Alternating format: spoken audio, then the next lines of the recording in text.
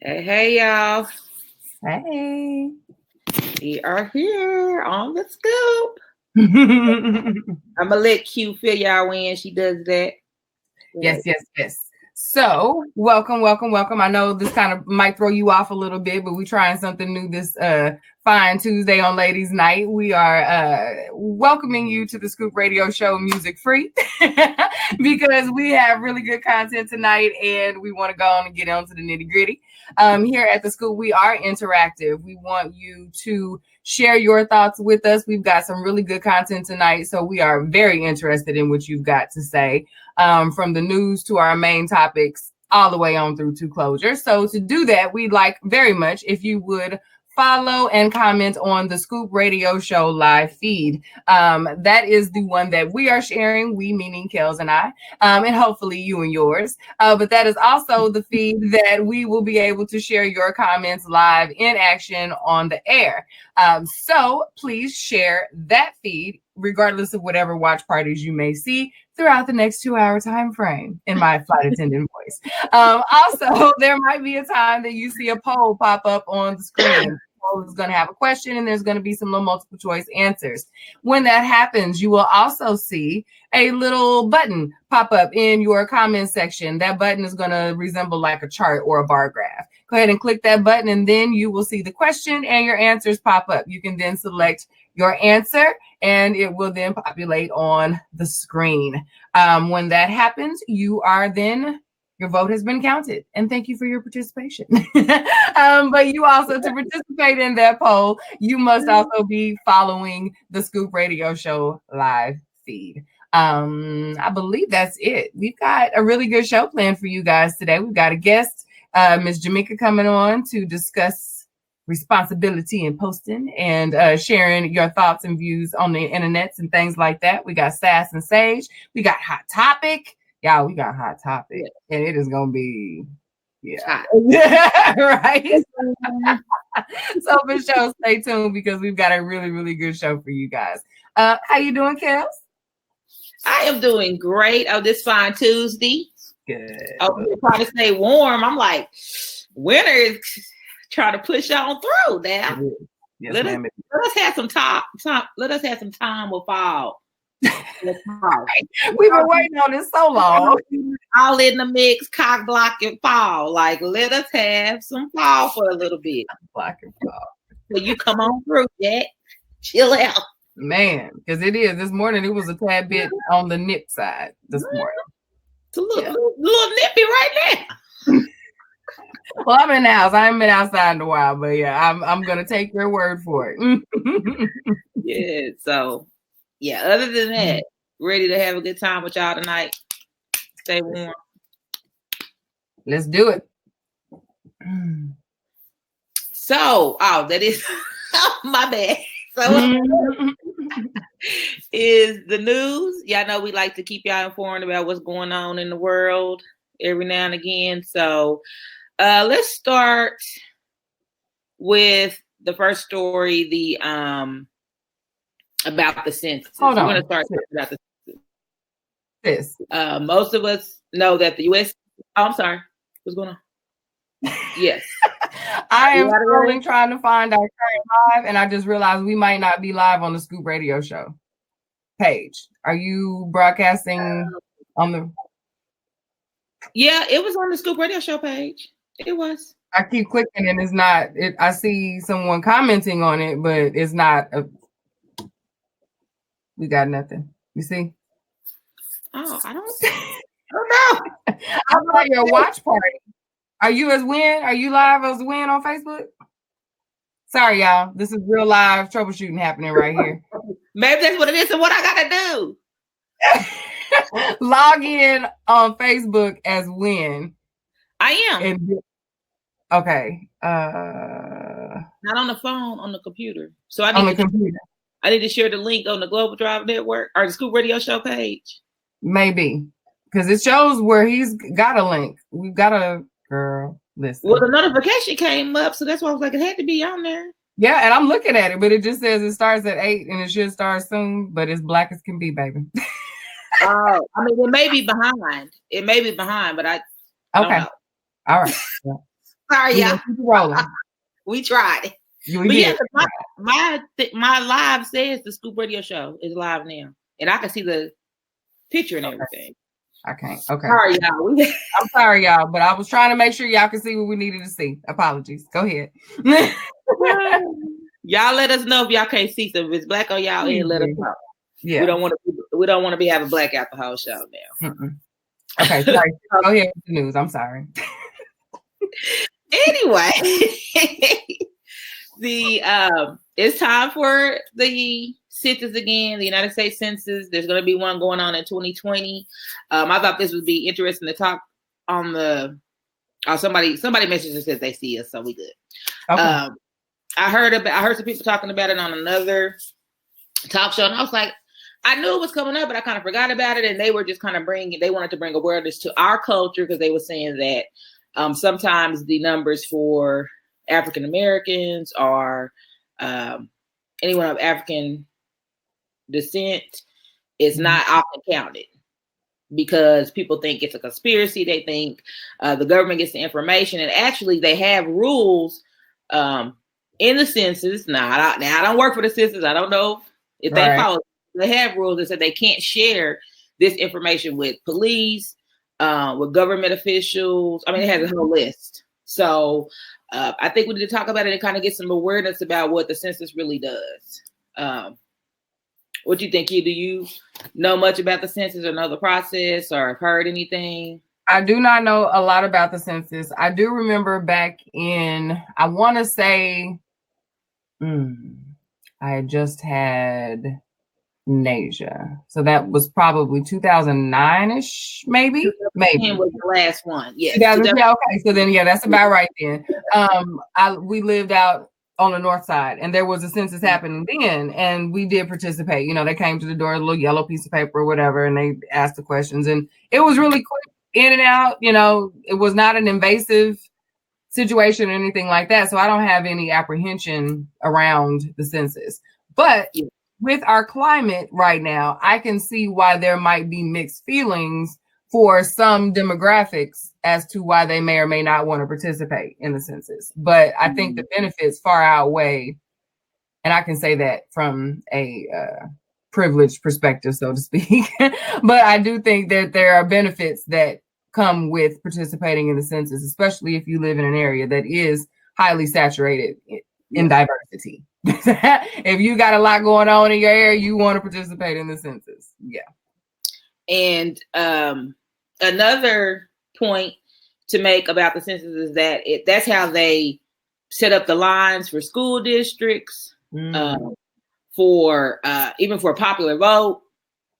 All of that is set up by the census information. So a lot of us are running from it, but it may be hurting us more by doing that. As far as us, especially if we're trying to get in office, we're trying to live in better districts and have better school districts for your children and things like that. It's really important. So don't be afraid of the census. We know what's coming up. They've already started working on it. I don't think they published the official questions yet. I think someone on one of my questions, it was one of my Tell the Truth Tuesday questions, and someone said that they worked for him. I want to say it was Shayla, said that she worked for the census the last time. So I did go on the site. If you Google 2020 census, you'll see information to where you can sign up because they're starting to hire people. Like they've been starting the process since 2018. So y'all answer them questions. It's a short form. Get it done. Moving on to the next piece of news. I thought was really interesting. I had ran across a story earlier this morning about it just says, I'm gonna read the title. It says, "A mother's warning: if you have white teen sons, listen up." So basically, I think this lady is a vlogger. So, maybe she has some type of following or connections with, social media or other journalism outlets. But she's warning other white parents to watch the social media of their sons, teenage sons and tweens, so the in-between age. So she scrolled through one of her son's social media, and she felt like white supremacists are targeting this age group now. And so, hold on. So she said he was scrolling quickly, really quickly. It was so fast, and he slowed down, and I saw an image of Hitler. I stopped him and said, "Wait, is that Hitler?" I know my kids understand Hitler, but as I scrolled through his social media, I saw more memes that joked about the Holocaust and joked about slavery. Schroeder said the impact, she said, seemed to be desensitizing our kids to things we should be sensitive to. Her name is Joanna Schwarter. So Q, what you think about that? I mean, you have a teenage son. You think there's validity in her argument? What are your thoughts? Yes, there is validity in her thoughts. Absolutely. I obviously don't have a Caucasian teenage son, but my son is absolutely impressionable. And I do believe I do believe in targeting, just like we see repetition in our marketing for our clothing, our food, our day-to-day things and music, you know, our timelines. I know I hit hide ad on multiple things throughout the day. They are absolutely doing that to our children. And young men in that particular age range, that 13 to 17 or so age range, I'll even give it honestly till around 19 or 20 is when young men are really, really impressionable, in my opinion. And I think they really capitalize on the groupthink theory, the groupthink that is masked in leadership, which is so funny to me to watch. And not necessarily just in little white boys, like in little boys, period. Everyone wants to lead, but only if everyone else thinks it's okay for me to lead and are cool with what my decision is. You know what I mean? So that's kind of like this idea of faux leadership. And I think that the marketing that they choose to present to our young men aligns with that very much. And you have to have that type of thought process to align with the white supremacist thought process. And in the time where people are more woke and learning, and there are a lot of folks that are growing out of that thought process as they age, a lot of people are aging out of discriminatory thought processes, especially if it hasn't bode them well.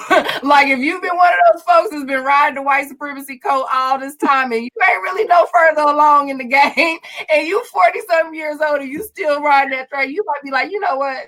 This is kind of stupid right now. We all got the same fight happening right now, and I might need to come on out of this. You need new crew. Like it's time for recruitment. So I agree. And I'm actually glad that she, being a white mom, was the face of this. If you or I would have ever written a piece like this, it would have never gotten this type of traction. It would have never been with this type of tone. Like it would have not at all received the way this is. So, you know, kudos. Yeah. You know, and I do want to point out, because, you know, we call out, or at least I'm one of those people that call out, you know, I hate to even say it like this, but my white friends, we talk about things like this. So I think it's stand up. It's, you know, trying to fight the good fight like anybody else. People have, you know, I guess they were criticizing her, trolling her and things like that. And so even at the end of the article, she goes to say that, you know, just like I teach my children to cover their mouths when they cough, or, you know, wash their hands and things like that. This is just part of parenting. This is something that, you know, you have to do. She started now like discussing these different memes and stuff with her sons. Like, I guess she kind of, you know, made them band with her or suggested it so they show each other things online. And, you know, she's like, look at this meme. They're trying to trick you. Can you see the joke in this meme or what they're trying to say because they think you're dumb? You know, she said things like that. And I guess people were saying she was brainwashing them. But I mean, I think that's a good idea, because she was, I guess, hostile at first, and her husband had to calm her down and was like, you know, if we be too harsh, it's going to push them, you know, in that direction. In the defensive. Yeah. Which is exactly, I mean, which is parenting 101. I don't even think that is specific to racial kinds of conversation. Yeah. You know what I'm saying? Because we make it feel, as adults, we take race as a very controversial conversation. We've got all this trauma and, stuff associated with race, rightfully so, but our children don't have that initially. So when we have these kinds of conversations, I know I've had to check myself when talking with my kids because they haven't had the experiences that we collectively have had as a generation. So when I have to have these conversations to not appear as one of those moms, like the mom that's seeing the world as this big bad place that everybody's out to get you, but still be realistic, you know what I mean? Because that's how I have to think about how I used to hear some of the things that my mom used to say, to not appear as though I'm so out of touch because I don't know everybody. You don't know my friends. That's the thought that they have, but you still have to give them the truth. You still have to be honest with your kids about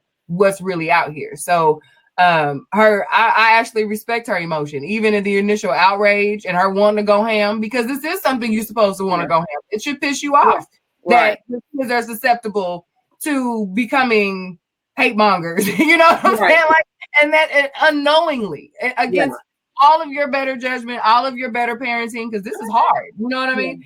Know that just them scrolling, you thinking they playing Candy Crush and whatnot, Fortnite, and they're being influenced this way. So you really have to stay vigilant. Yeah, she was even saying, on some of those game boards that there was hate, Facebook started censoring.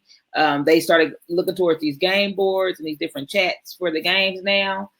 She named off terms that they use. Like, let me tell y'all this. So if you see a glass of white milk, like that's one of the emojis for white supremacy. Like white males, especially.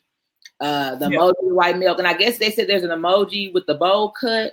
I haven't really paid attention to that, but that's supposed to be an emoji recognizing the guy who shot the church up.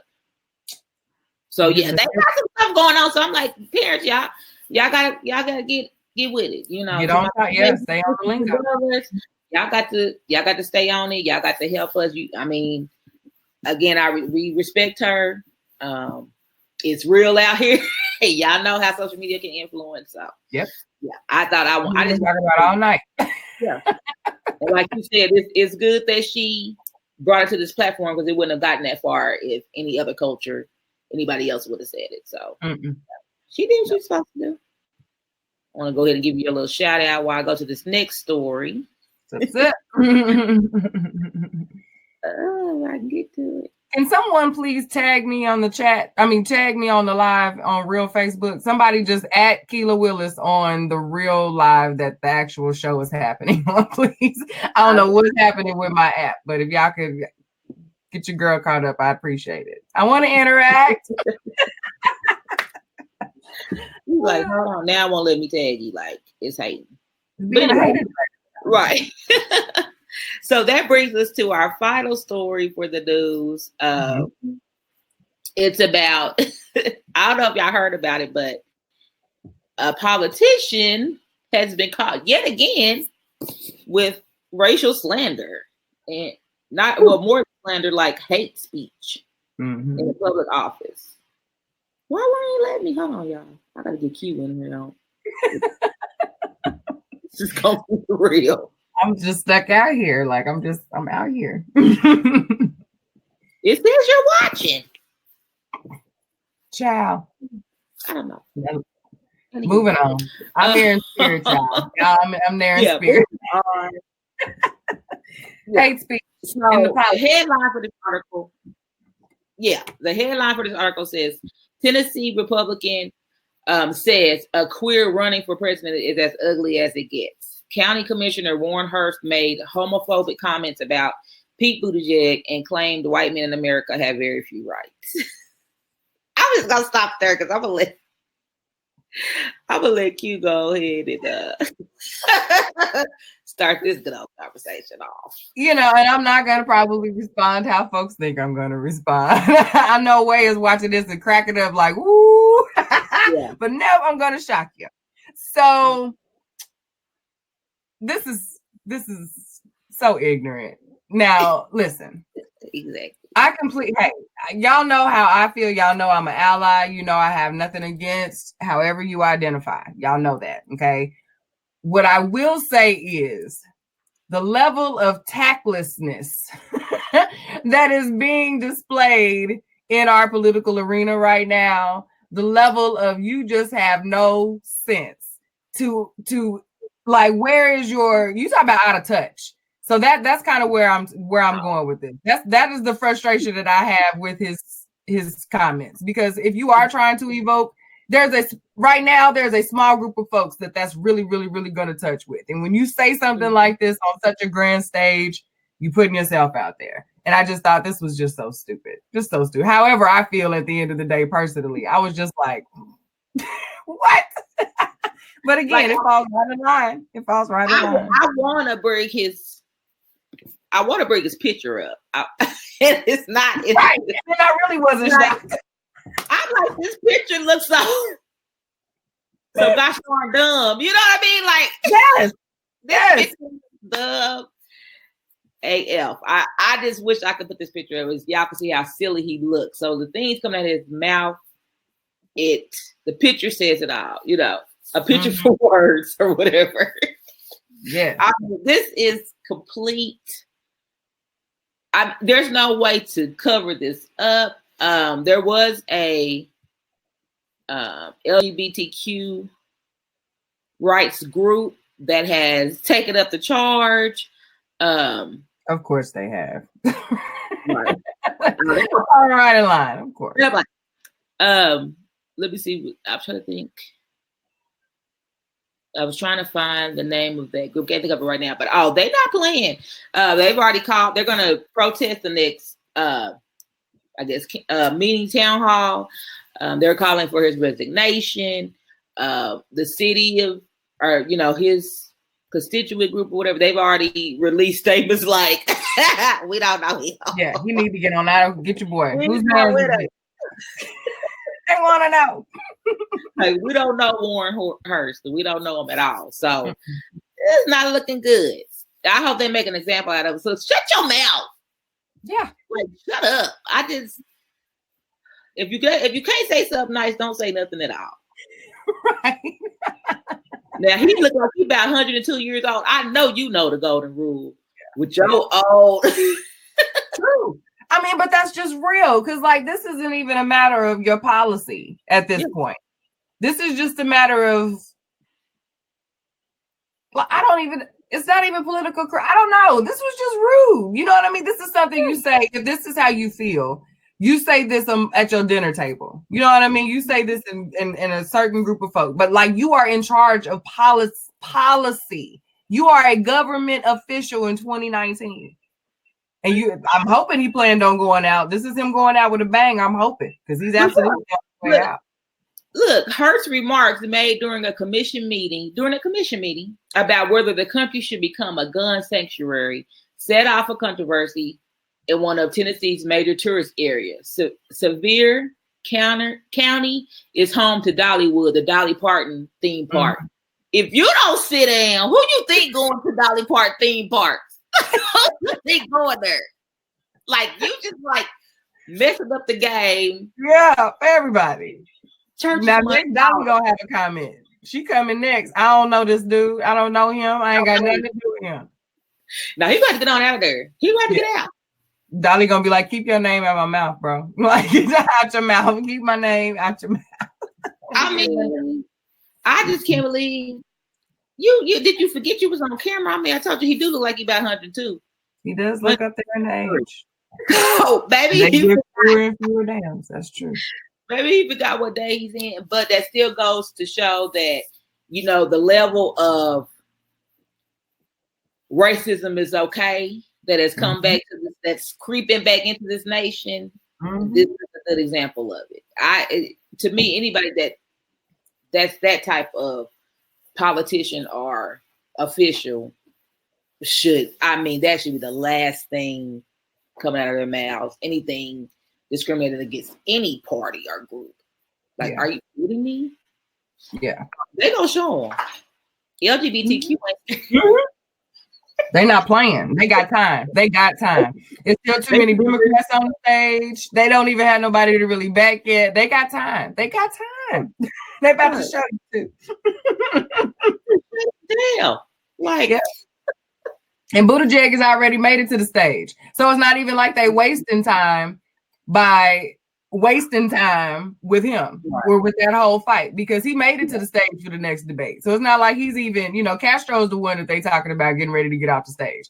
So, they that would be justifiable time well spent as far as the LGBTQ community is concerned. They still might have a dog in the race. So, why you doing it? Not a good look.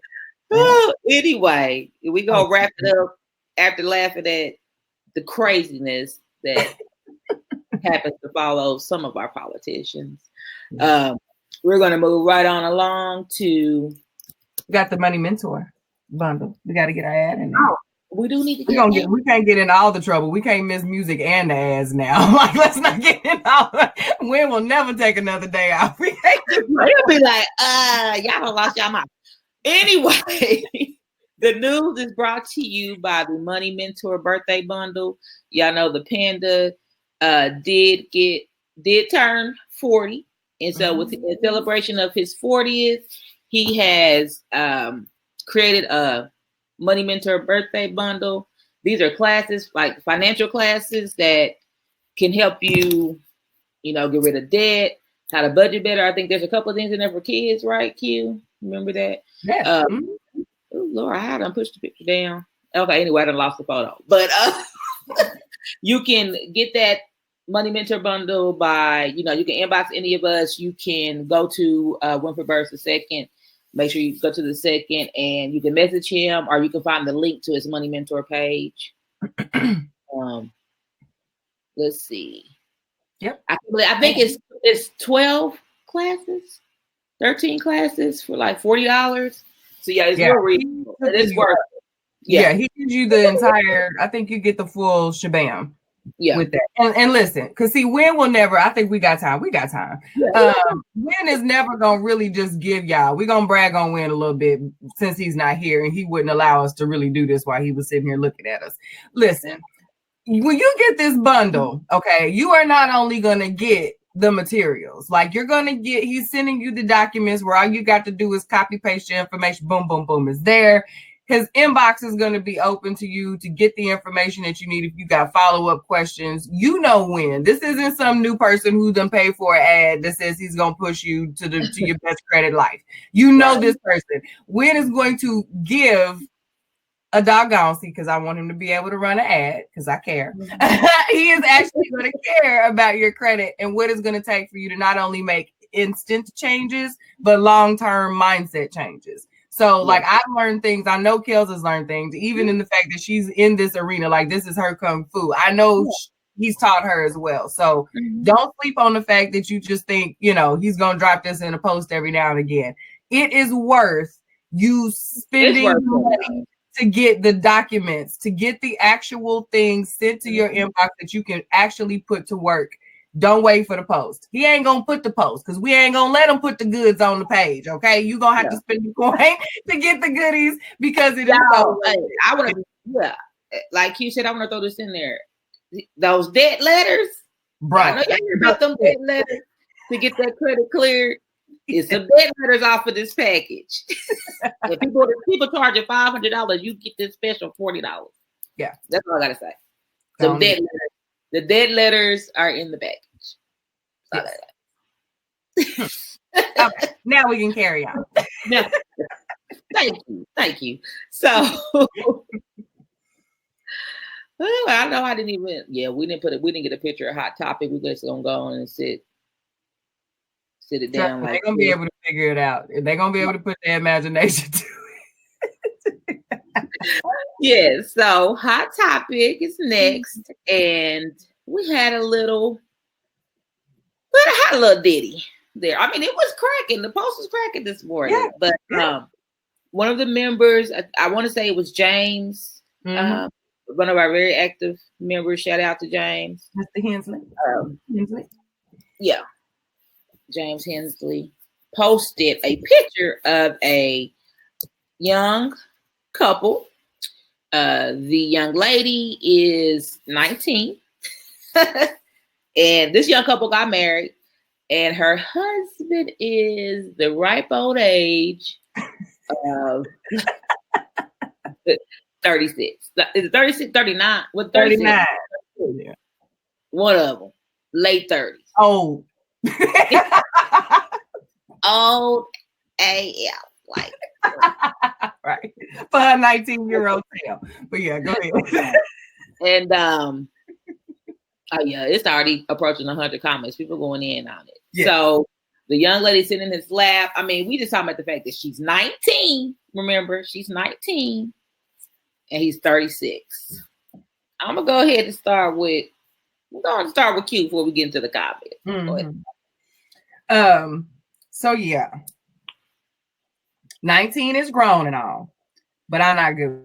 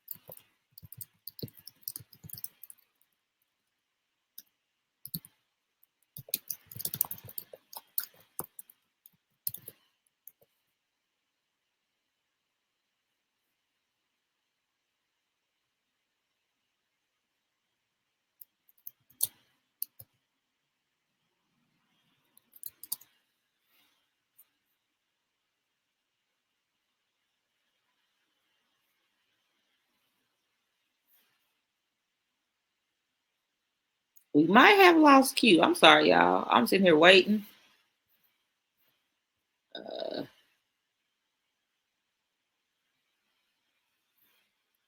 Lost Q.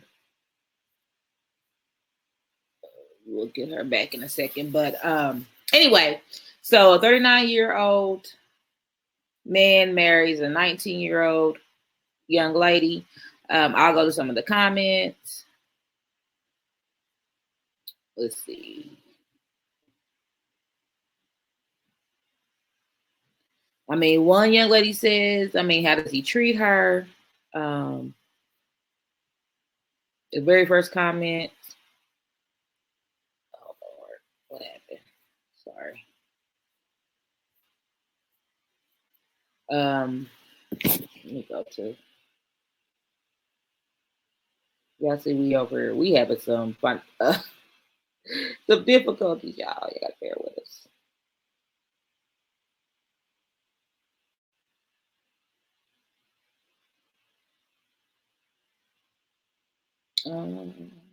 What else did they say?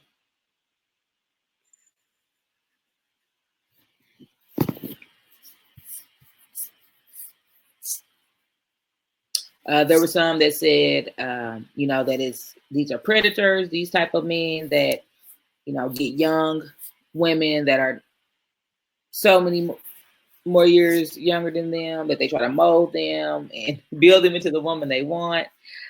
Q is back. I don't know where he left off, sis, but I was just talking about some of the comments, and then I lost the comments. So, I mean, you know, it's just one of them days. It's one of them days. And then like a technological. It's been a while. Yeah. It's been a while. Basically, what I was going to say while you search for the comments is that this is one of those things that I wonder where the parents are at 17 and 18. Unless they just eloped all randomly and willy-nilly, like you met her on the weekend of her 19th birthday, or like, I don't understand. Where would I have been at 17 or 18 that I would not have been able to intervene into this prior to marriage? Because 19 is barely grown. You know what I mean? And I remember my mama was all in my mix at 19 years old. There was no sneaking no 39-year-old man in my life at no 19 years old. Like, it just wasn't happening. You know what I'm saying? So, you know, I don't know what I could do at 19. I could not do anything, but I would not be happy. I would not be a happy mom about this. Medina's comment on, I don't remember if it was in the main group or when we shared it saying that it was hot topic, but what she said nutshelled everything that I'm thinking on this one, like extremely well.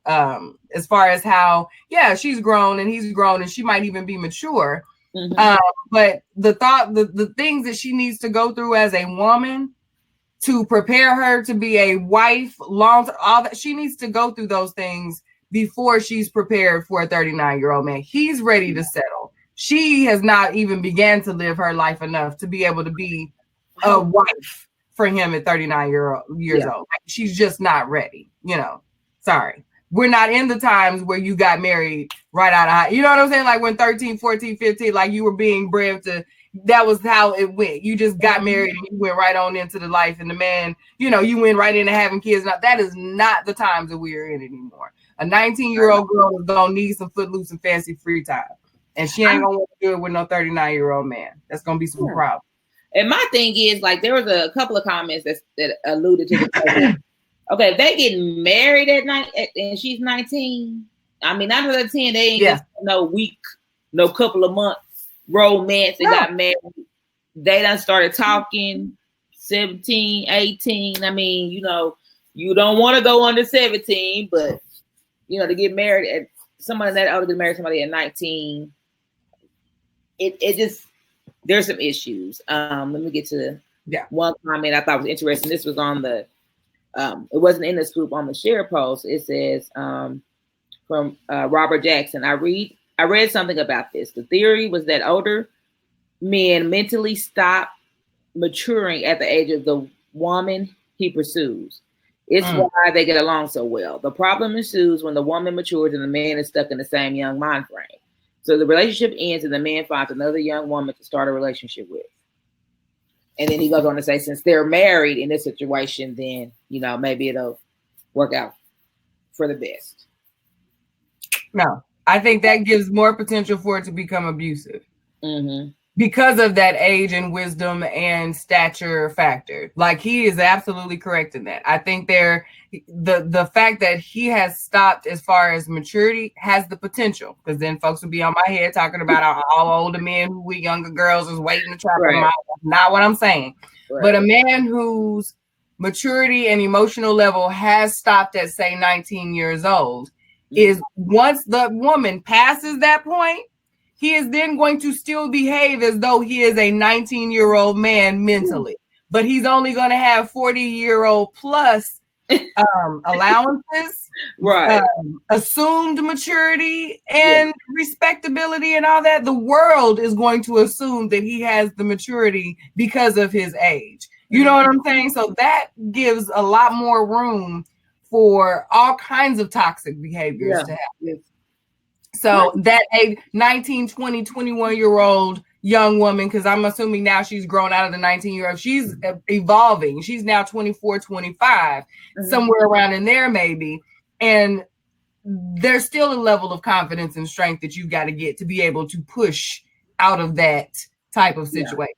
So, there's a whole lot more to somebody just being grown. That should have supposedly made this okay. Yeah, a couple people made the grown comment. We had another one says, let's see, if he makes her happy and treats her like an equal and not a servant, then that is their business. Truthfully, regardless of what we think, it's their business. If it were my daughter, I would not be excited or happy about it.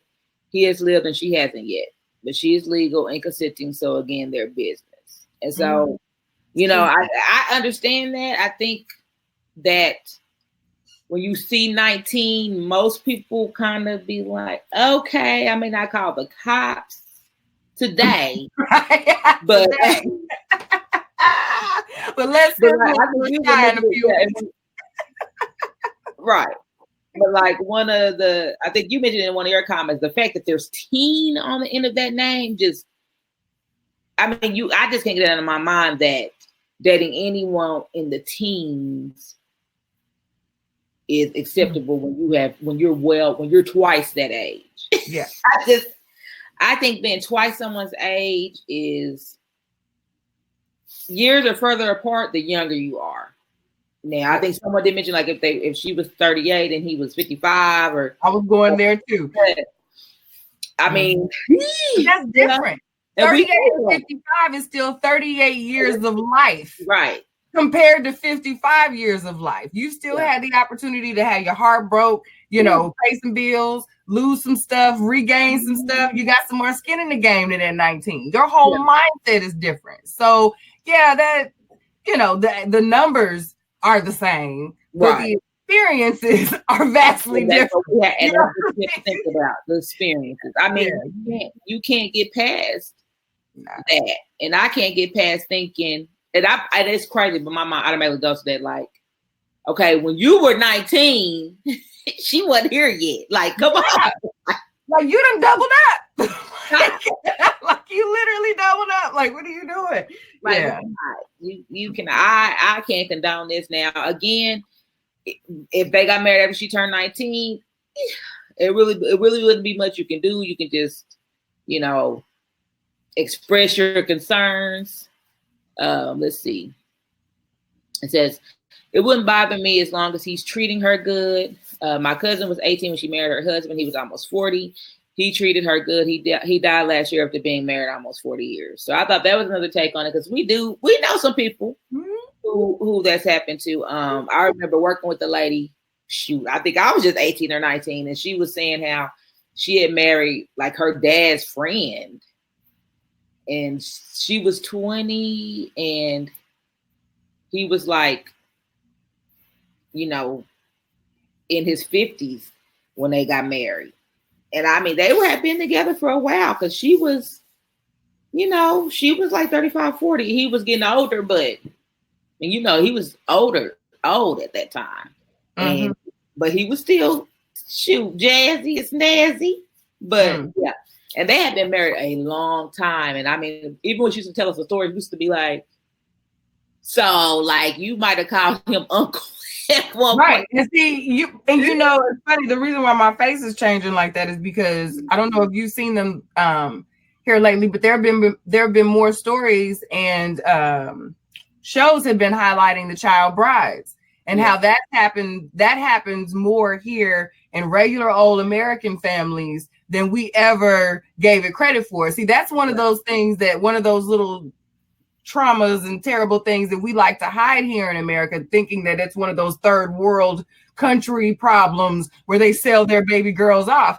That is absolutely happening here. Not at all. Please, if your old friend is watching, that is not what I'm trying to say happens with your girl. But those numbers into how, and when you hear those women speak about it, they are also, now they can share the trauma part of it, but they absolutely say in the midst of it, they spoke about it like it was very normal. There was no hiding of it. There was no shame attached to it. There was a very much, this was my husband, I am his wife, this is our family, and life went on, especially because the parents often blessed it. You know what I mean? They had to sign off on it. They did these secret weddings and things like that. So, you know, there's a lot of different nuances that I think our society is still opening our eyes to. We're just now even wrapping our brains around some of these things. And until we talk about them, you know, until we make them hot topics, we don't really get a chance to delve into them like this. But there are other spaces that these kinds of conversations dig into. Definitely. And I want to mention one other comment. It says, me personally, if it was my daughter, it wouldn't sit well with me. I would want to know what to do. What does a 36-year-old and a 19-year-old have in common? Yes. And I'm like, that comment came before the one about the men stopping their maturity and things like that. That you have to think about, what are you talking about? I remember watching a divorce court. And I want to say I saw it on Facebook.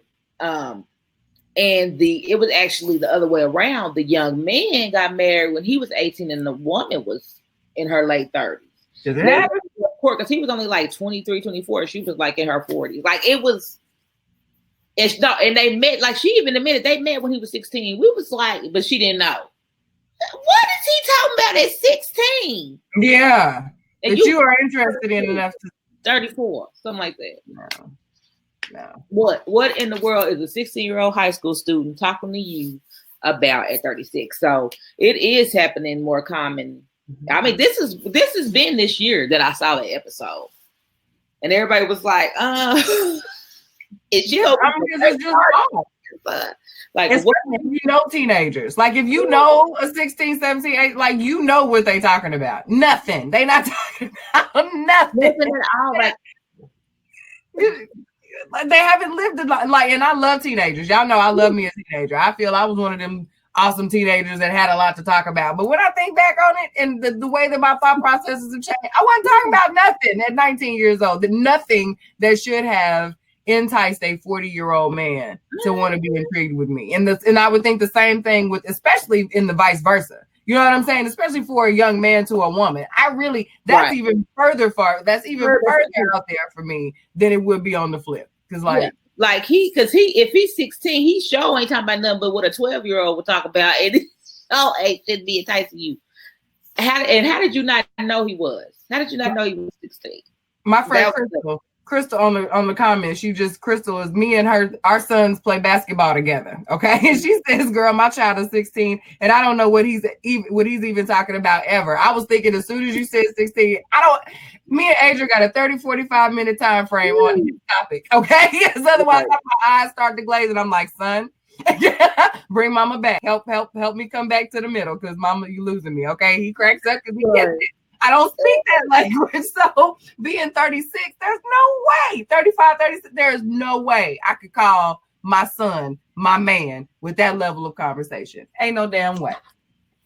Ain't happening. No way. I look at my nephew's friends, and my nephew's friends is in their 20s and 30s, and I be looking at them like, I be wanting to tell them, get out of here. Yes. I know good and well. There's something mentally challenged with a 40, late 30-year-old is going with somebody that's got teen after they age. I mean, even if you just had to date them, let them love them enough to let them experience life. That's what I say. I can't get with it. Mm-hmm. If they grown, 19, yeah, they're grown. She's grown, but I don't know. Ooh. Girl, I can imagine. I have kids, and I can't imagine even. I probably acting a fool. Now you really can't technically. You can. Technically, figuratively, realistically. Oh, you can act a fool. I guess I was thinking to myself, honey, Christmas ain't gonna be the same for a long time. There will be no stocking on my fireplace for your 39-year-old husband. There will not be one. There will be not a. He's not gonna want to come over. He ain't gonna want to come. Right. Mm-mm. I'll pack up your little to-go place for your little family. And y'all can go forth and be married. Go ahead. You can't ask for nothing if you got a boyfriend that's 39 years old. You better not ask for a thing. No.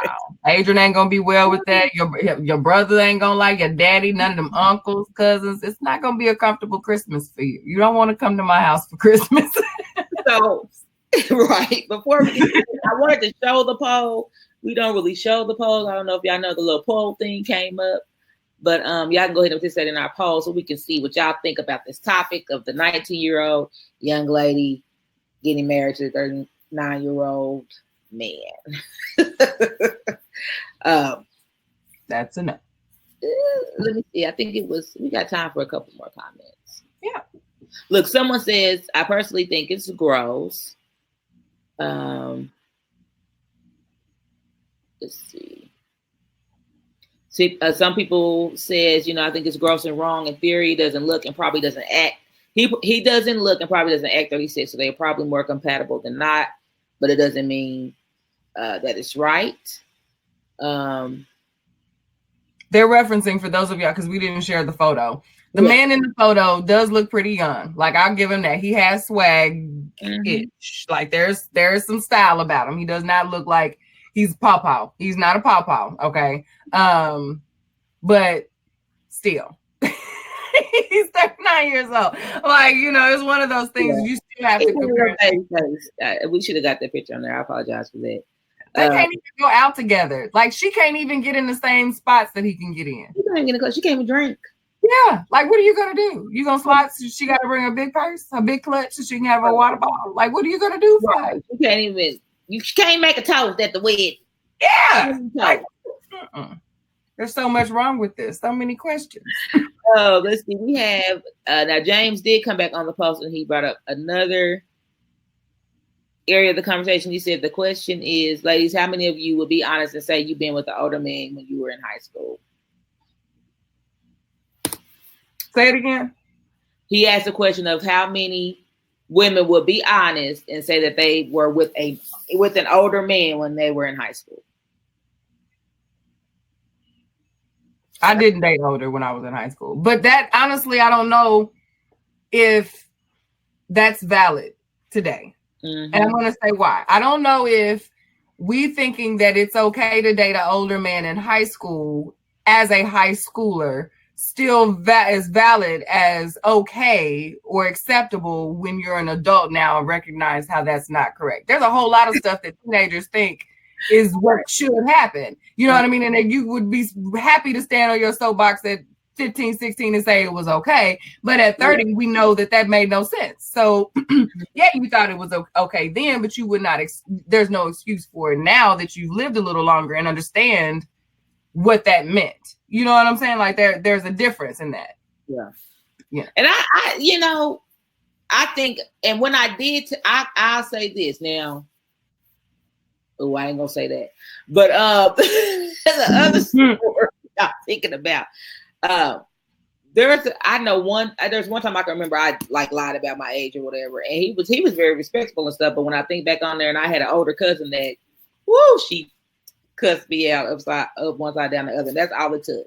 Never played that game again of trying to be older and act older because, maybe I don't know if it may not necessarily even be the maturity level of a guy, but girls look. I mean, I know I looked older for my age back in the day, but little girls out here really looking older because they wear makeup now, they wear heels, all types of ages. So they really are looking older now. They are. So there's that aspect. Crystal, did you see that? Crystal says, I dated a 21-year-old when I was 16 and I thought I was so cool. When I hit about 20, I was like, wait, what? That man was a creep. Like that is the maturity that really happens. That, we think it's cool. We think it's cute because, he's picking us up and it's, all of that. But when you really start to see some things, you're like, that's really not what we're stranger danger. Like you get a different vibe about it. That just makes it feel different. Medina says, which is part of the whole point. At 19, you don't make sound decisions. Exactly. You just don't. You do things that make you think you're grown, but you do not make grown decisions at 19. And like none at all. And I mean, I'm surprised they got to marriage, actually, to tell you the truth. I mean, we don't know how long they've known each other, but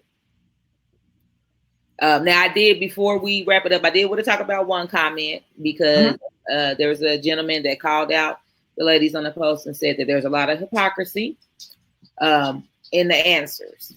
And when, I'm going to quote him, let me take this quote down.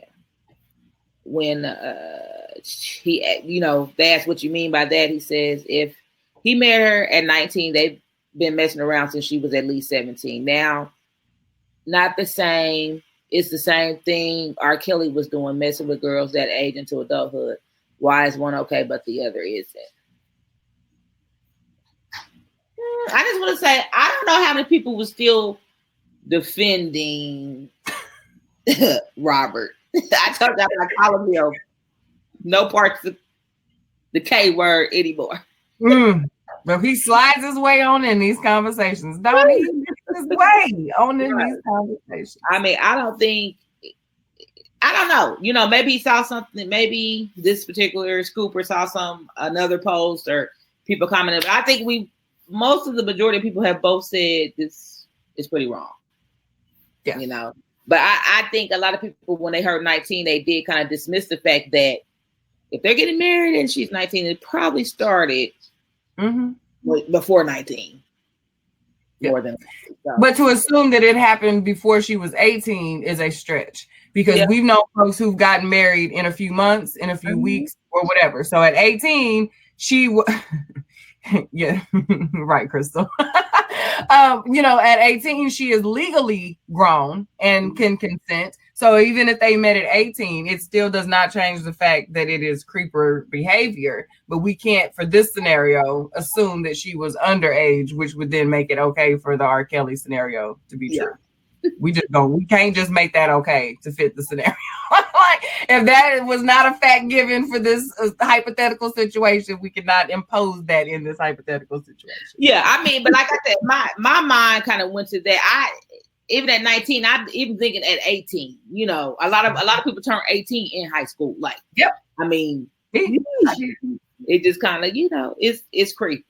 Yeah, R. Kelly keeps making his way. You know, that's a blessing and a curse, because at least if he's making this conversation, people can start to realize he's a predator and a predator. And what, you know, it is what it is.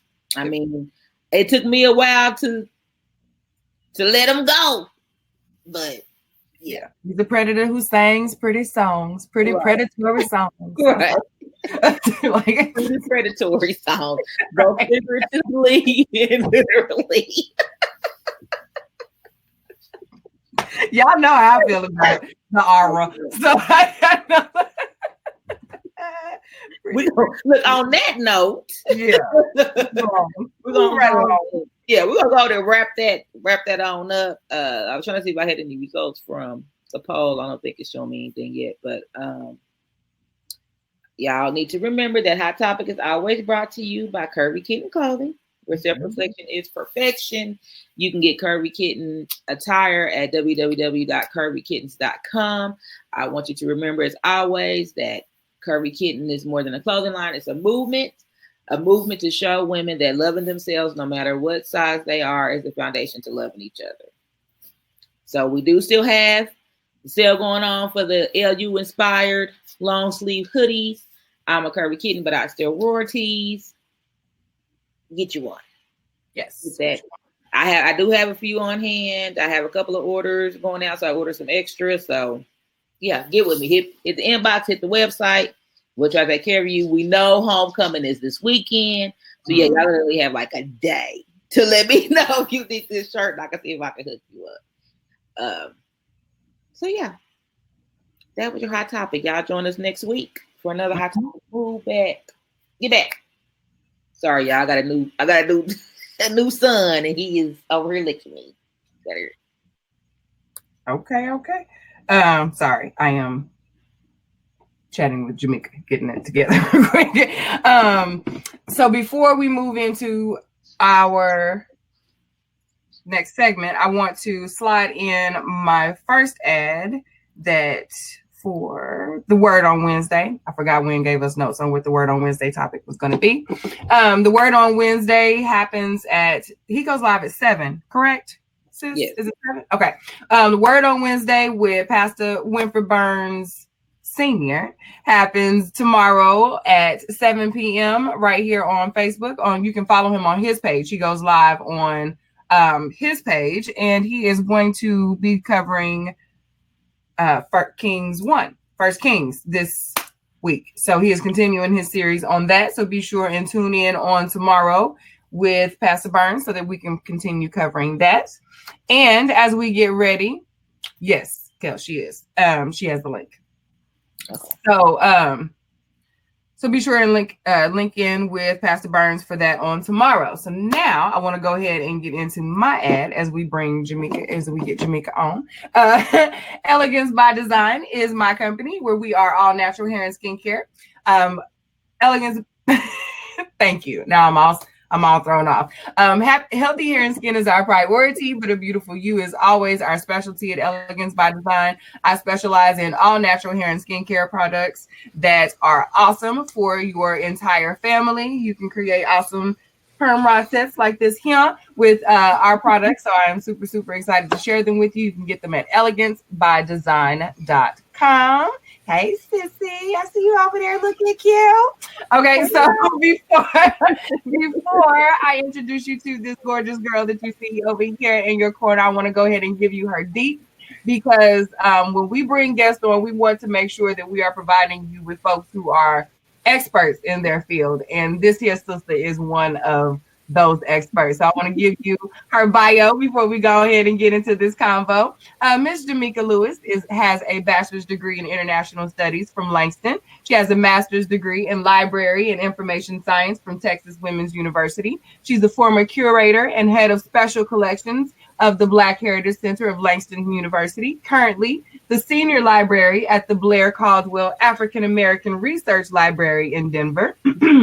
She focuses her research and presentations on Black history and culture and specializes in Black history before slavery. She's done presentations and speaking engagements for the Denver Center for the Performing Arts, the Denver Jewish Community Center, and Denver Pop Culture Con, which is honestly my favorite of all of her speaking engagements. I think that's so dope. And she's also done diversity training for libraries. She also has her own nonprofit that I'm going to let her tell you about in greater details later. But if you just can't hold back and want to get your Google on, the name of it is Give a Child a Library. Scoop Radio Show fam, I would love to introduce you again, because she's been here before, to our girl, our family, Miss Jameka Lewis. Hey girl, how you doing, boo? Hi. Hey y'all. Hey Kellz. Hey Q. Hey. Thanks for having me. You are so welcome. You look like your mother too. I do, Okay. girl. Listen, She does. you know my mama wore big hair. Yeah. So yes, you know this is Linda right now. We got an all natural. We got an all natural cast. Yes. Oh, and What? Hold on. Hold on, Mika. Hold on. Sorry. no, My bad. I was about to put in my plug for Elegance by Design. There you go. Go ahead. Started this morning. Okay, I was trying to move the word so we can see you, and I done hit the wrong button. But go ahead, get your plug in. Yeah. That's my plug for Elegance by Design. Thank you for that shade. That sexy shade is all up in this thing. So Y'all You are so welcome. Y'all see it. Yes. Okay, so we are tonight. So now that we've got all of our girl talk out of the way, let's go on and get into the nitty gritty of what we really here this evening. yes. So the reason why we are here this evening is to talk about how important it is for us to share relevant and true factual information. And this is one of the things that Jameka has really, this has become one of her passion projects. It is quite comical if you follow her to hear Jameka go in and read someone for sharing, non-factual information.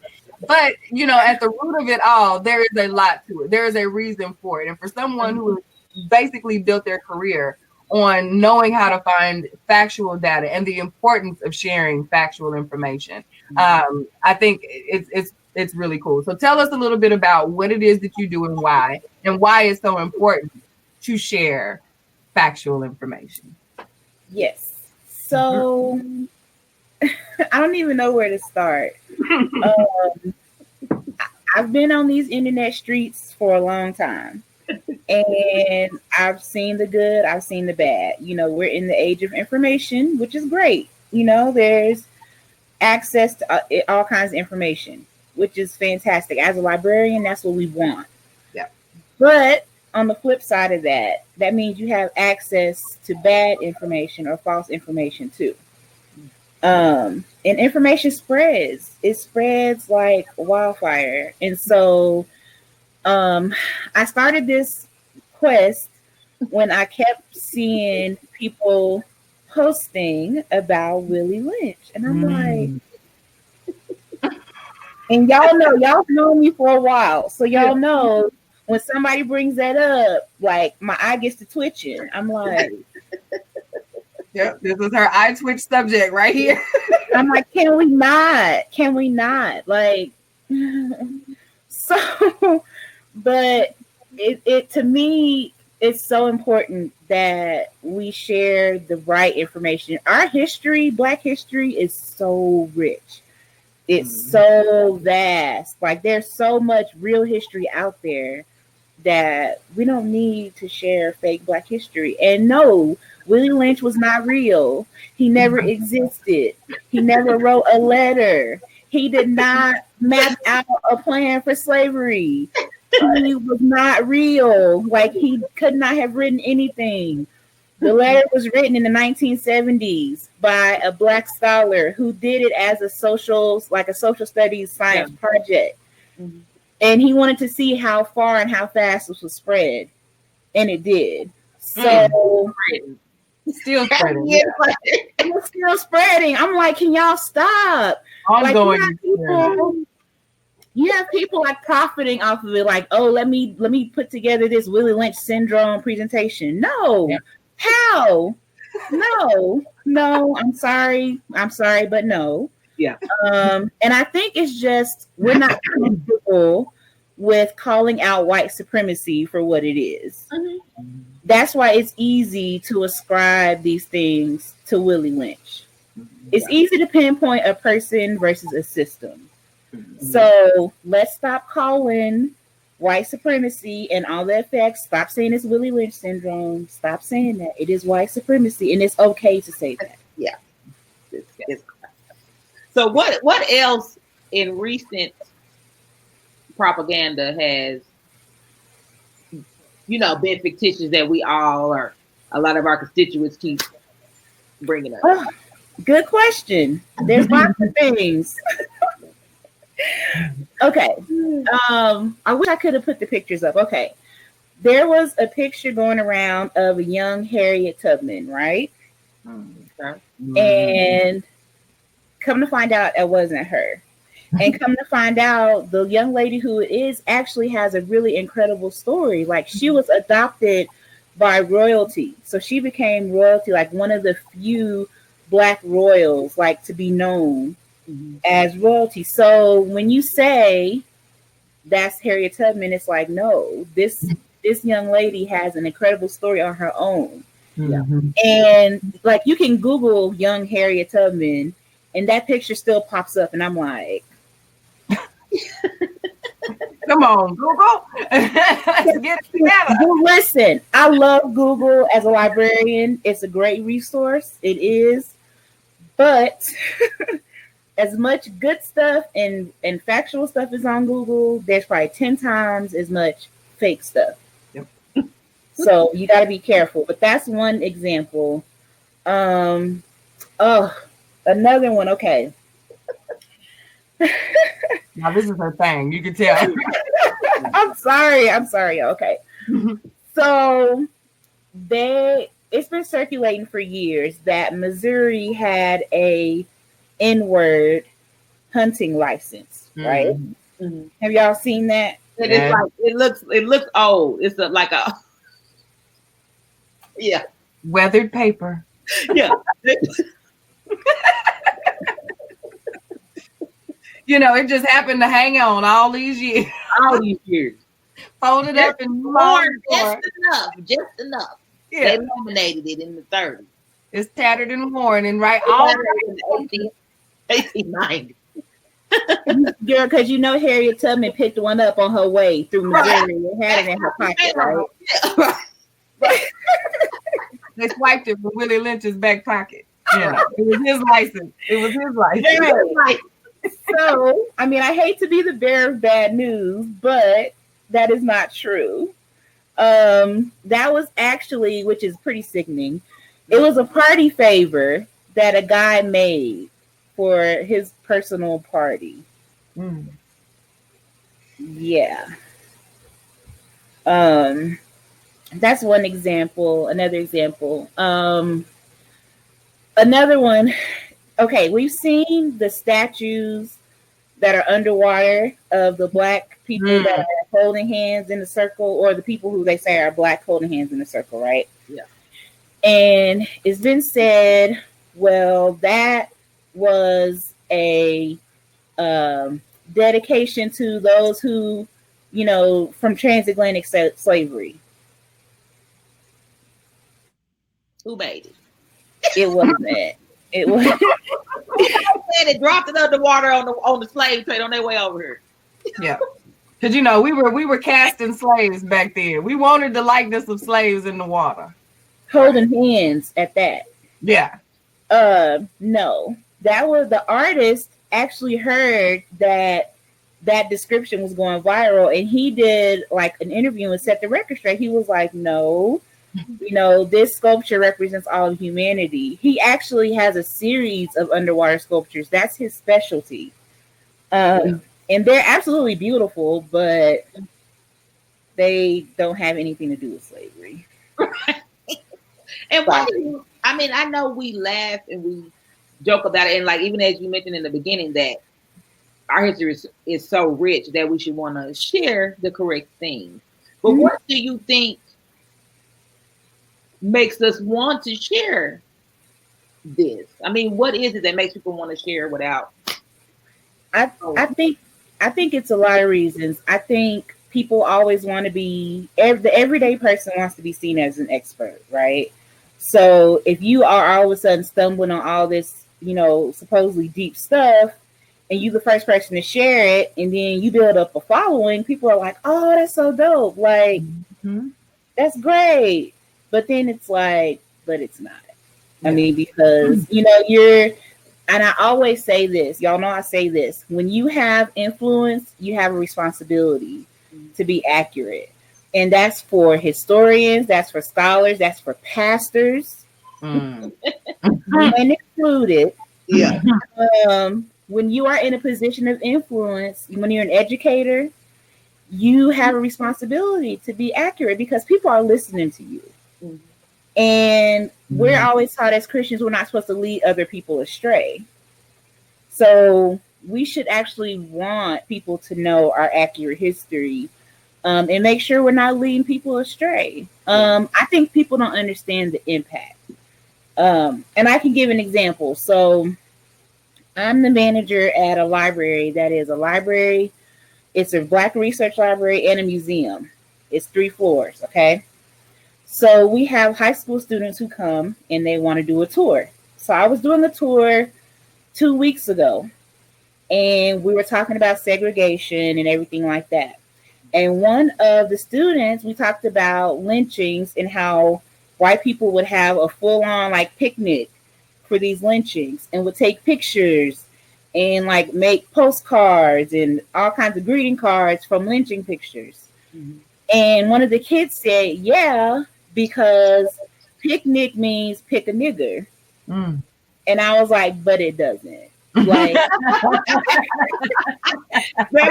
you know, that's something that's circulating about. That is something that has circulated, and y'all seen the memes, you've seen the pictures. Like, people feel like if there's a picture of slavery, whatever the caption underneath it is going to be true, and it's like, it's not at all. So, but I mean, you have to remember, like, he had to have heard that from somewhere.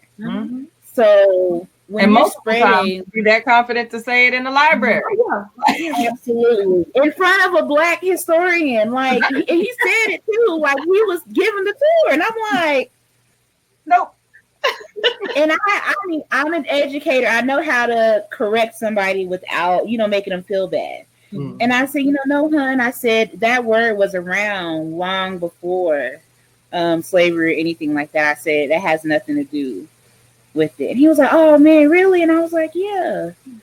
And I followed up with, like, I did quick Google search and showed him the origin of the word, that it was French. And he was like, oh, okay, thank you, Miss Lewis.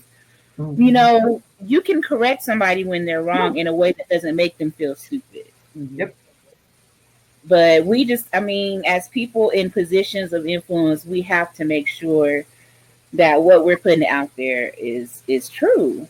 It's really damaging, and it's disrespectful to those of us who study this history, those of us who protect this history, those of us that disseminate this history. It's disrespectful to us and to our hard work for you to just up and post whatever. Like, it almost negates our credibility. You know, we've spent years. I've spent the better part of 10, 12 years researching this stuff. You know, people don't pay me to speak for nothing. They pay me to speak because I'm knowledgeable, because I'm good, because I'm thorough, and because I'm accurate.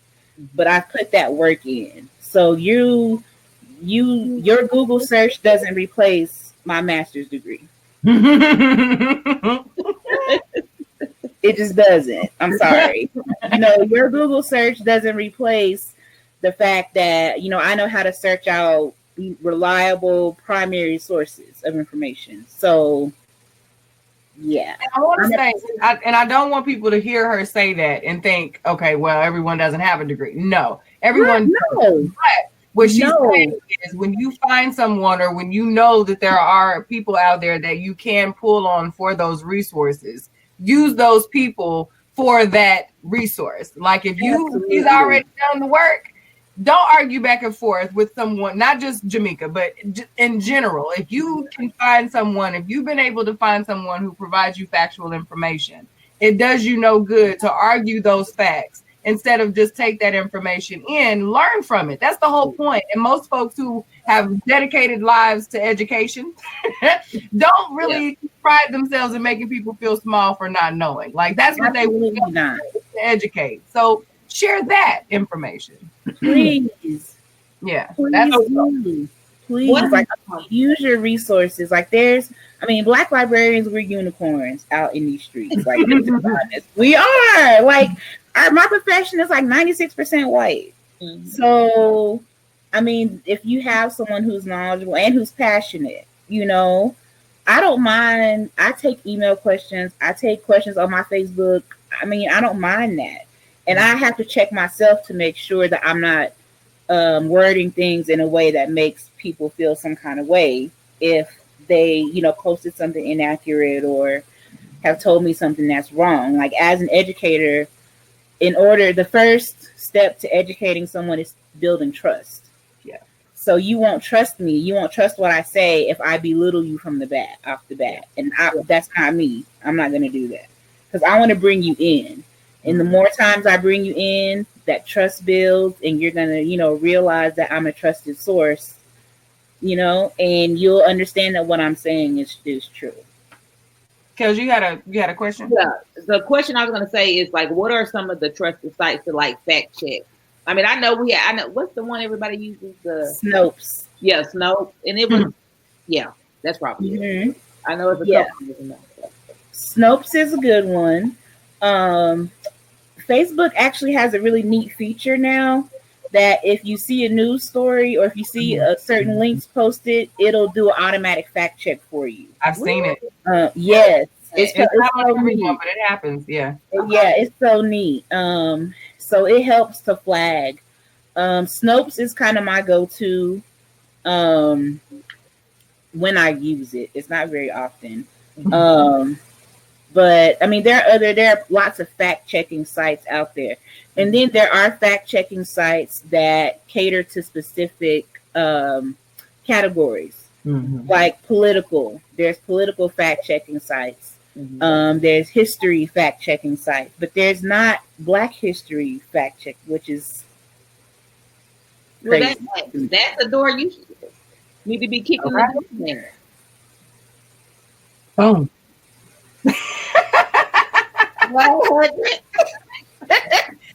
Did we just let a cat out of a bag? Do we need to move on? Get up there. Okay. Now, something I've found. Look, as we segue, another way that I found the fact check things though is the website in themselves, not necessarily just the article, but the site that we're looking for. I've started to because I don't know all of the different knowledge bases of things to fact check, but I will just ask, is such and such satire? Like satire is basic, that'll get you there because that tells what you're looking to see is this factual or not. And when you pull that in, a lot of the times it'll give you articles that are similar to it, the real article, like all kinds of things will pop up when you just ask Google, is this satire? Tell me, is this real or not? And it will get you closer. Yeah. Maybe not always the root, but it'll get you closer. Right. And I can offer some tips as far as how you can spot fake or satire. So if you see something from The Onion, The Onion is satire. The New Yorker is satire. Usually it looks very official. It looks real. It looks like you're getting something from CNN. No, they're not real at all. In order to really pinpoint if you scroll down to the bottom of the article, usually there's a blurb that'll say these stories are satire, or this story, you know what I mean? Like this website, it'll tell you that. But there are some sources that don't do that. And there are Facebook groups like Black History centered, or like these super pro-Black Pan-African Facebook groups and pages that post stuff, and the stuff is not real. It's not factual. So I always say, when in doubt, question it. If it seems too good to be true, or too out of there, too fantastic, it's probably not true. Another thing, if you see a post from someone who's claiming such and such is a real Black history fact, ask them to provide the source. Where did you get this from? 9 times out of 10, if it's not accurate, they can't provide a source. If someone won't provide a source or a list of resources, then don't trust what it is. Because for historical facts, there's always a source. And they're going to say, you Google it. Right. And I'll say, okay, I Googled it, and here's where you're wrong. Here's where it's not. Like, don't challenge me to Google something, please. That one always makes me giggle when people say, do your own research after you posted what you think are facts. Like, and I'm like, I thought you were doing that. I thought you did that. You're supposed to have vetted this stuff. You're going to stand behind it, but you don't want to tell me where you got it from? Especially if you're going back and forth. Yeah. Right. You want to argue with me, but then you say do your research. I had someone tell me they did their own research. Girl, if you don't get out of here, you have not did your own research. Like that's a do not count as research. She said she went door to door taking surveys, and is this published somewhere? Because that's a waste of time if you just did it to keep it in your own little repertoire. I want to say, you know how much people make money of doing statistical research? Yes. Make some money. You know how much professional researchers pay people to do that? Like, sis, if this is real, right? You really did this, right? I need this to be a business. I need an LLC or something on the end of this, because you out here fact checking for fun. Like, you got to research. Listen, everything you say on Facebook, I'm a professional researcher. I get paid all day to find facts and information and educate people. So you need to be monetizing that skill, sis, if that's real. Right. Another resource I wanted to just throw out there that I do, because I mean, a flashy headline to get me, and I have ADD, so a flashy headline to get me. So I try to find the person who wrote it. And so if they just have a Wikipedia page, or if they have an actual, website or something like that, I that has helped too. Because then sometimes they don't. If it's just Facebook that pop up, get out of here with this. If that person or that source isn't connected to a .org, .gov, .edu, those are generally trusted endings for websites, as far as education, as far as research, as far as organizations. So those are pretty reliable. You just have to be careful out here, because there's just so much. And I love the fact that we want to learn. I love the fact that we're uncovering so much information, but it's like, to me, it makes me really sad when people don't understand how much damage they're doing. I have issues with this. I'm not going to name the documentary series, but there is a well-known documentary series, a 4-part series, maybe 5-part now. I'm not going to name it, but there is a certain documentary series that is chock full of false information. Watching it as a researcher and as a historian, when I got to the end of the first one, I almost cussed. Actually, I think I cussed a few times while I was watching it. I was going to say during. I can see you going during. I was like, so you know how they say The first president of the United States was John Hanson. He was a black man.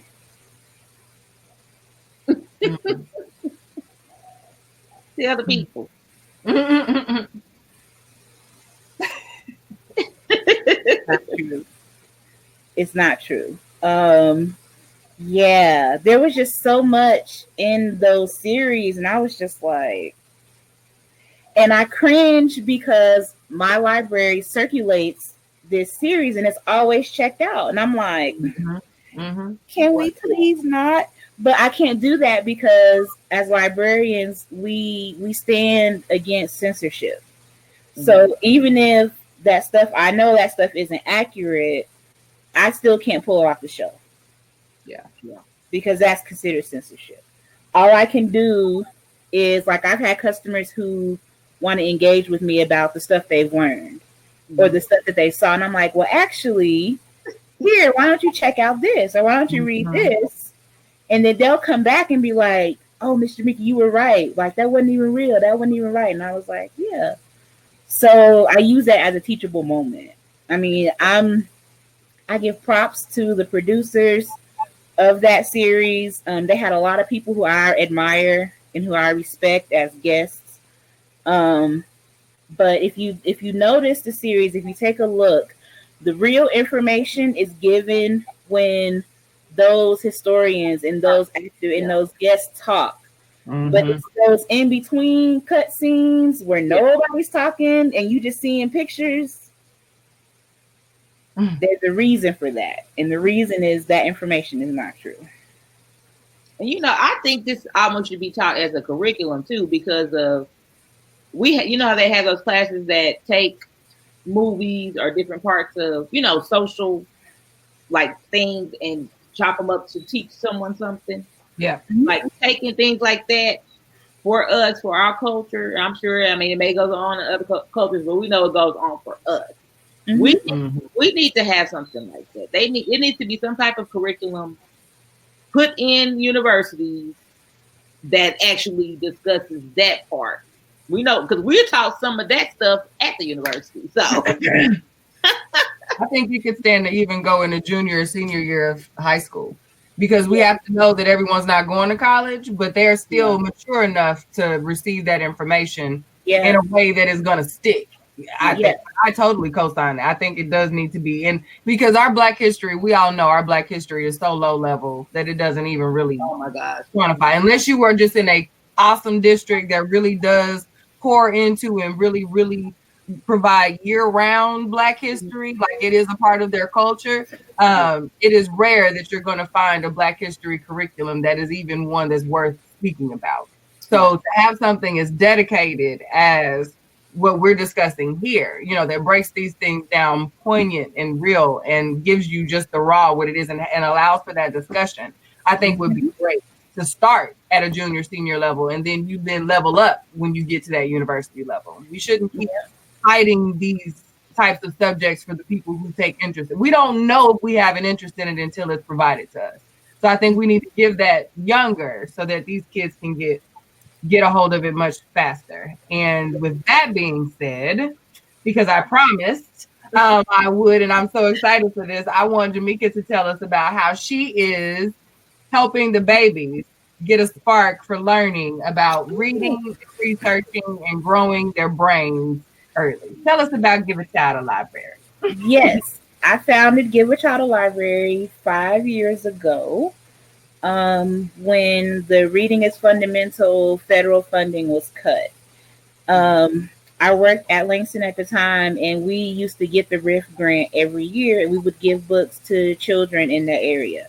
So without that grant, we were no longer able to continue doing that. And I said, well, I'm resourceful. I know librarians, I know teachers, I know doctors, I know people with money. Let's get these babies some books. And that's really how it started. I've shipped books across the country. I'm working on shipping books internationally.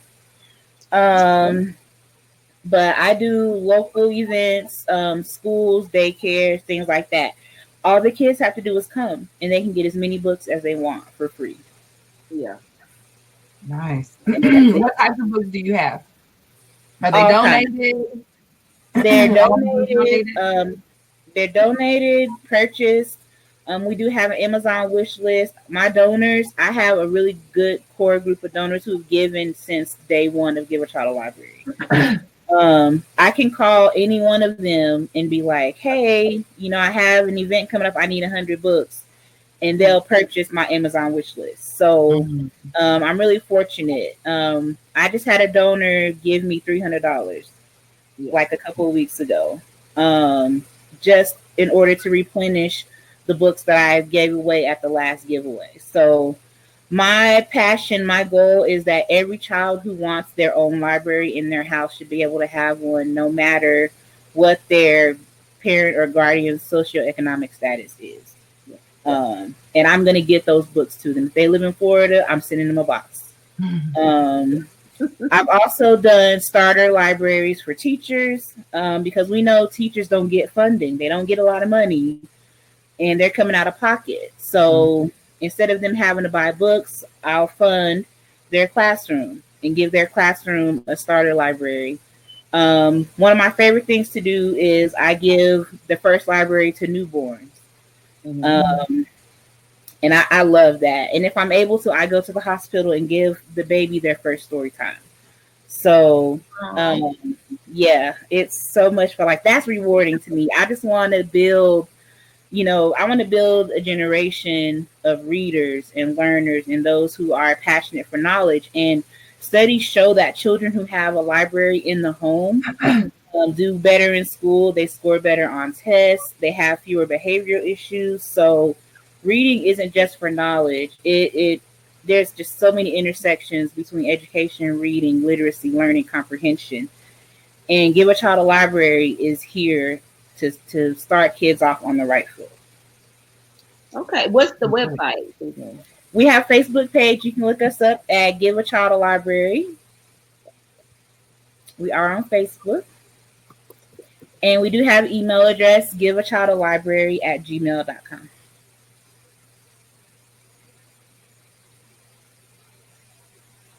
Very good. Now, how else can we, is there any other ways that we can get a hold of you if we wanted to donate? All of that. I know you said you've got your Gmail and your Facebook page. Is there any other way that you want us to contact you? Anything else you got coming up? Not yet. Right now, I'm preparing for winter giving. I try to do backpacks for kids that are in my library community, backpacks with books. So preparing for that. Summer and spring are my busiest times. That's when teachers are trying to wrap up for the year and trying to get they're trying to help overcome that hump, that summertime slump.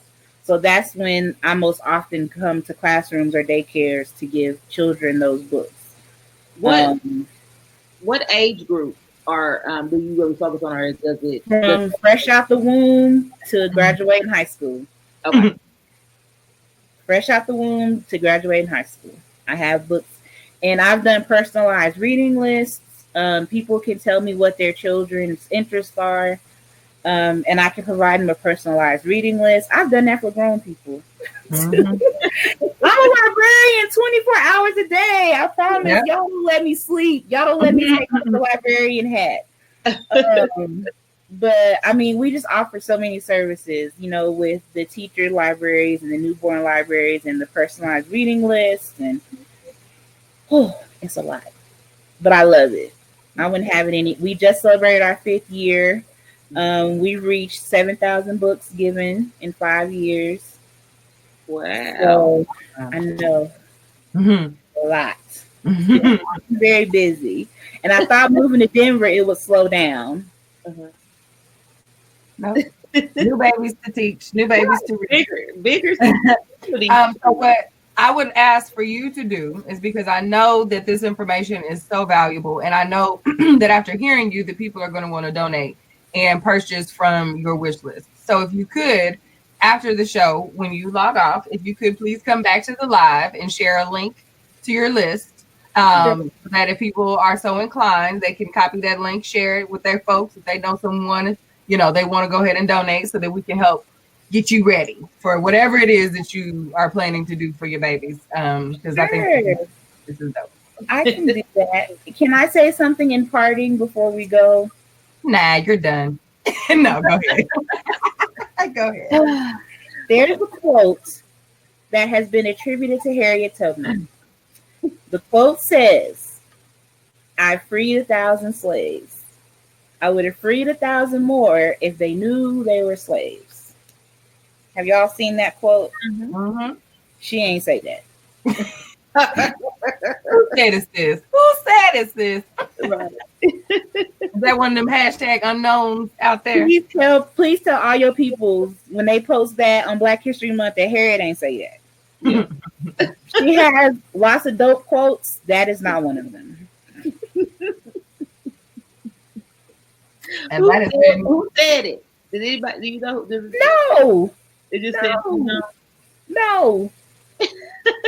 Whoever said that should have just took their own credit for it. Like they should have owned it. They probably didn't mean.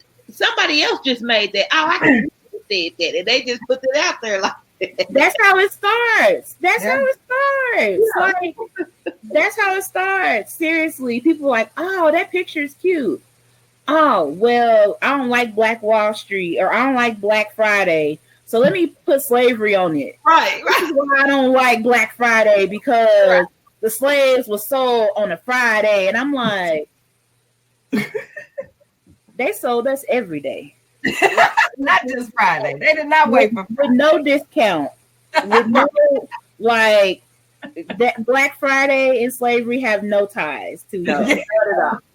So, yeah, that's how it starts though. People see a picture and they be like, "Oh," or it'll be something they don't like, and they're like, "Oh, let me tie this to slavery," and then let me put a picture on it, and then next thing you know, it's been shared 17,000 times. Right. We gotta stop, y'all. We gotta do better. When in doubt, contact your local librarian. Use your library. Use me as a resource. I don't mind. Yeah, but we got to do better for these kids because they're repeating the stuff that we're posting, and we don't want to lead them astray. We don't. Yep, definitely. Agreed. Well, thank you so much, Pooh. Much appreciated. Thank y'all for having me. You are so welcome. Have a good evening and come back with that list. I look forward to seeing your comments on the live. The link to the list. I'm on it. All right. Good night, sis. Bye, y'all. Bye-bye. All right. Yeah, look, it didn't want to leave after that. No, they was like, you know what? I like this good info she's sharing with the people. Right. Okay, so I gotta move my my situation real quick because we're right at time and I want to make sure we get it going. Okay, you guys. So I don't know if you've been following, but today is Sass N Sage Tuesday. And I wanted to go ahead and kind of nutshell what we've been talking about tonight. So much of what we do and what we share is wrapped up in social media. The majority of what we get as far as our news comes from social media and our peers. So when we talk about responsibility and being influencing and being influencers in our communities, I wanted to talk about that and kind of broaden that view outside of just social media just a bit. So I like to believe that we are all influencers in one way or another, especially with the access that we have at our fingertips to connect with those who think like us. I mean, the Scoop Radio Show is a beautiful example of people flocking to people who have like minds. So while we heard some of the ways we can go about vetting our sources through various outlets such as Jameka or our academic journals and Google and all of those things, I wanted to take a few minutes to discuss how important this principle is and how we go about our day-to-day lives, even when we aren't sharing stats or news sources. A good majority of our worldviews are being shaped by what we consume on a daily basis here on the internet. Even the most confident and critical of thinkers takes a bit or two to bed with them at night as they stare into the ceiling, with the understanding that while we may all be made of the highest, my bad. So many of us, even the most confident and critical thinkers will take bits and pieces of the conversations that we have throughout our days. And when we're contemplating what we've engaged in, we're looking and we're thinking about, was that really something that I can adjust? Is that something that I can really change? Were they really right? And as we recount our day and we really start to think about the conversations that we have, those are where our thought processes are shaped. Because if we are actively engaging and participating in life, we should not be set on one set path. There should be some room for variation based on experience, based on new information coming in. So you have to be mindful of the fact that for some people, you very well may be that new source of information coming in. We all like to think we are the most amazing and most independent, and we have it all together, and there's no room for anything else to come in as far as who you are. We all know that may not always be the case.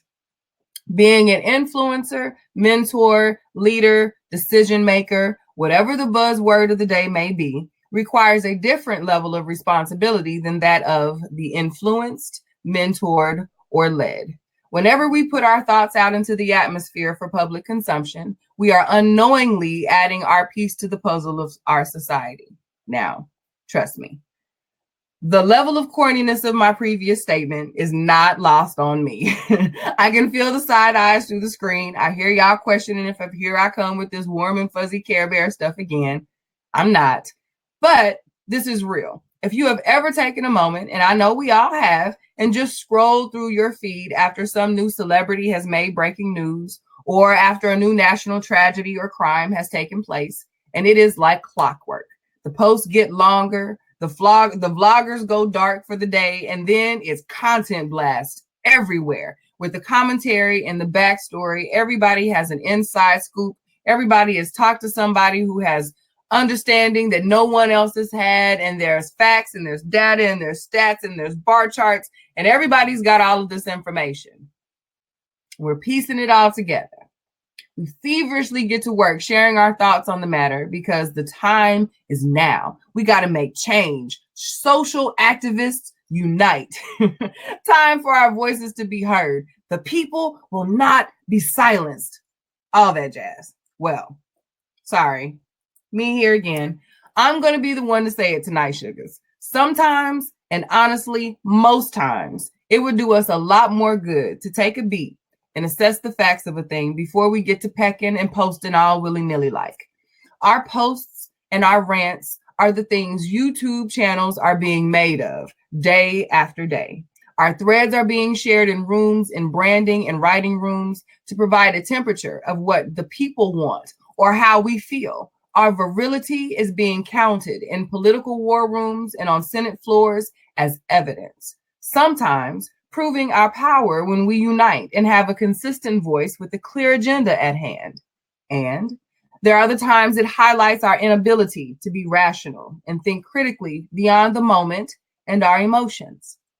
Presidents and world leaders of late, the ones we like and the ones we don't like, have used tweets, posts, polls, and petitions birthed on social media platforms to enact laws and standards of living for the masses that may have never been heard of without the power of social media.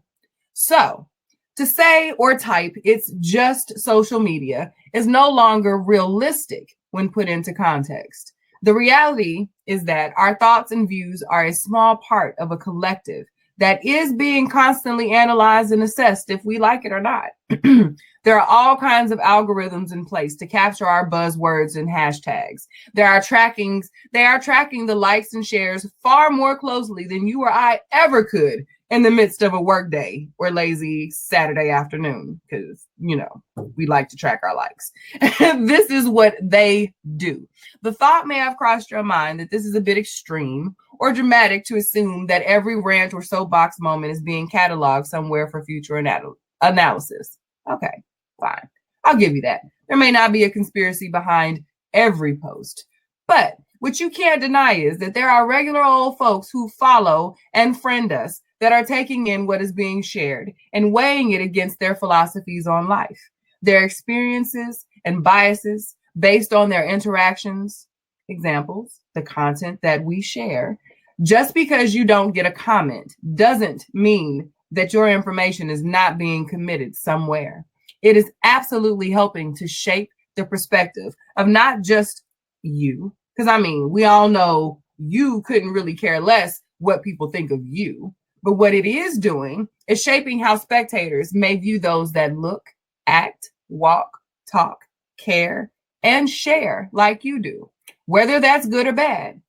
See, I thought I was policing. Nope, I'm free. I feel free to do you. Go forth, share your thoughts, share your views. Just want to highlight how powerful you and your voice really are. Your influence is far-reaching past your timeline and friends list. It touches your coworkers, your kids, your neighbors, strangers, and overall society in more ways than one. Why do you think the line to give roses is often so long at homegoing ceremonies? People are sharing the impact and influence they didn't get to share, didn't feel confident enough to share, didn't have the opportunity to share with them prior to their transition. So you can't tell me that you don't matter. You can't tell me that you are of the little people that are free of being seen. Because survey says that is a lie. Your mind matters to what we need in this world. Our world is without a doubt in a state of transition. If ever there was a time to get involved and share our thoughts on what's happening, it is now. So please don't stop doing that. What I am saying is to be aware of what you share on and offline. Your ripples are out here making waves, fam. Like making waves. Your touch, your words, your impact, your influence, how you make people feel is making waves in our world. So let's do what we can to wash away some of the confusion with these waves and create some more space for change. So on those notes, I'm going to step off of my soapbox and stop sharing for the evening and sending you all off with the intention of being truth seekers and change makers, being peace, being love, and being light. Y'all have a good week, and I'll see y'all next time. That is all. And I gave you giving us more knowledge. Yes. Y'all did the thing tonight.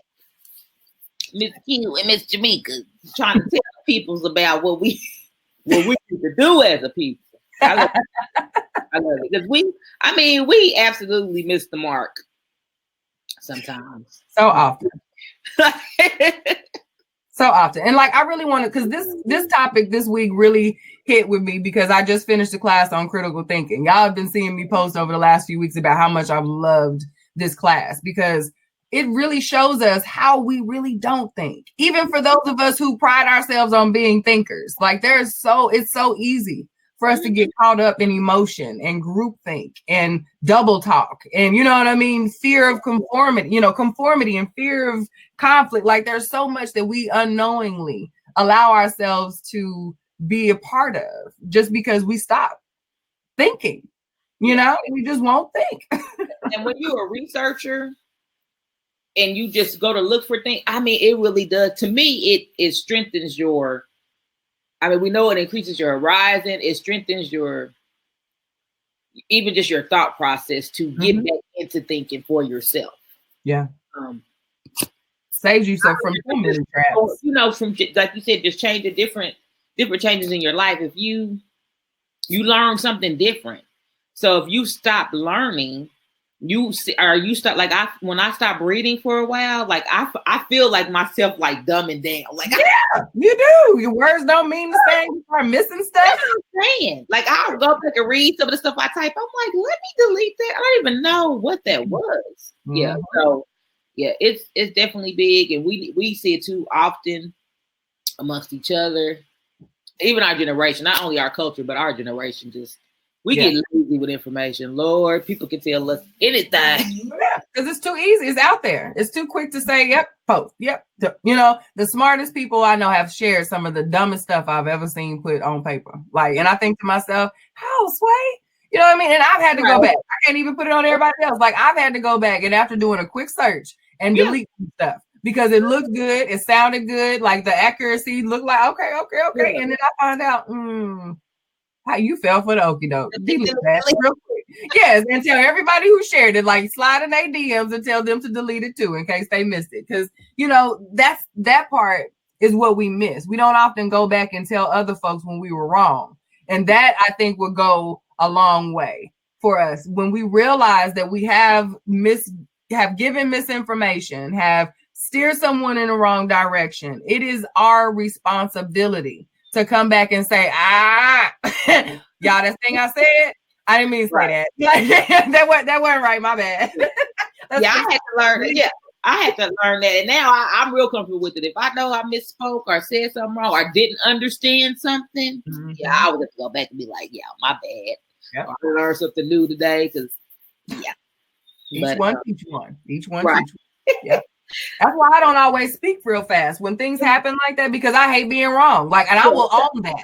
I hate having to come back and be that person to say I was wrong, but I'll do it because I know that there's power in that. You know what I mean? And you become more trustworthy of a source when people can see you be right and be wrong, and you own both sides of that. So, I will wait until, and folks, especially being a Black woman, people hate when people say I'm going to wait because they assume you're being weak on a situation because you don't want to speak on it right now.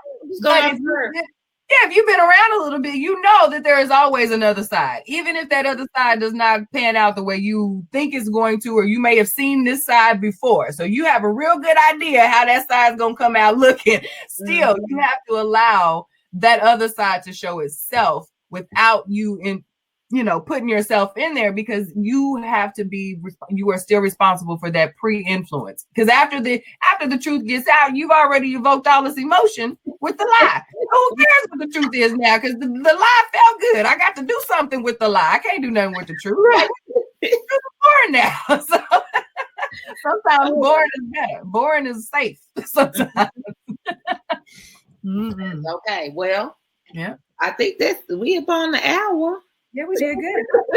We did really good. The panda was off tonight, so if you guys are missing Winfred, he is off for tonight. He will be back next week. Like always, we will have something exciting for you next week. I don't know whose turn it is to talk next week, but I don't know. We might have a recap from his super awesome week or something. It was pretty dope. So if y'all missed that singles conference, when it's supposed to come around again in June, if you sing, even if you're not single, it was really, really dope. It was really good. There was some good things going on there. And y'all need to check out Tom Winfred. I said, I guess seminary is working, honey, because something was different all up and through.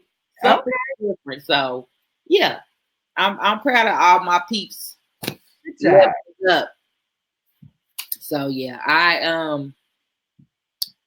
Langston's homecoming is coming up. I don't really have anything else going on. Y'all know we'll keep y'all posted. Yeah, them lines are getting ready for this coming week. They are roaring all up and down that timeline. In the code and everything. Yeah, they linking up with agendas. Where's everybody gonna be? Right. Where's the after party? It's going down. Rain, hail, sleet, or snow. The Lions are in the building. Okay. Right. So y'all have plenty of fun. Be safe. Please, we want all the lines to make it back to the den come Monday, Tuesday, whenever you roll back in there. So be sure you party responsibly. Y'all better load up them cards, get that Uber, No, you better carpool out to the loop, whatever it is you need to do, but make it home safe, please, and thank you. Since we all grown out here in these streets, be safe out here in these streets, please and thank you. Again, I want to remind you guys of the Word on Wednesday on tomorrow at 7 p.m. on Senior Pastor Burns' page. We want to make sure that you do that. He is covering First Kings this week, so make sure you do that. If you have new music, although tonight was not an indicator of the music that we play, normally we have music, we would like to hear that. So you actually have a prime opportunity to get in for the win on next week, because we have been missing music. So be sure and send us your music to globaldriveradio@gmail.com. That is globaldriveradio@gmail.com. Please send your bio, and if you've got a cover art or anything like that, and make sure that it is radio edited so that we can share it. And yeah, we don't get bleeped when we do share the music, because we are a family-friendly show most of the time. Thank you for hanging out with us, Crystal. We enjoyed you. Yes, we enjoyed you. We enjoyed you. Crystal is my select boo. She's my Oklahoma select boo. We've been hanging tough for the last few years now, so that's my girl. She is a real one. But yes, as always, thank you guys so much for hanging out with us. We held it down for the ladies' night, but we miss our panda. So next Tuesday at 8 o'clock, he will be back. All three of us will be back in the building. And we'll be back together again. So we invite you to come right back here, same bad time, same bad channel, and get your dose of the Scoop Radio Show for the week. We can't even do our quartet. We can't do our. We can't even do our boy band now. Y'all know we just gonna give you a couple of moves. Y'all know how we do.